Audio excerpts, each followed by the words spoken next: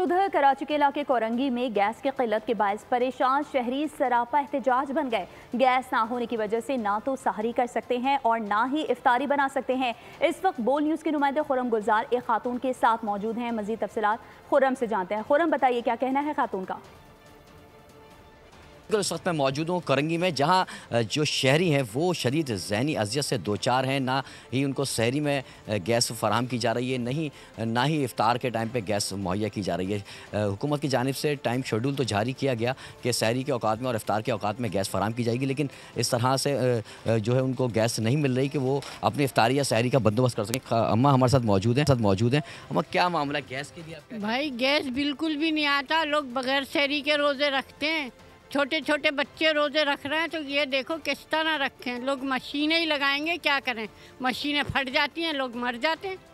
हुकूमत को कोई वही नहीं है कि क्या करें क्या नहीं करें। हम गैस टाइम पे दे दें, 3 घंटे दे दें, बंदा अपने काम तो पूरे कर ले, अपने बच्चों को तो खिला दे पेट भर के।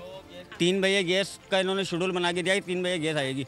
गैस आती है 3:30 बजे, पौने 4 बजे। अम्मा का कहना ये भी था कि मैं जो है वो सब्सक्राइब करें और बेल दबाएं ताकि कोई खबर रह न जाए।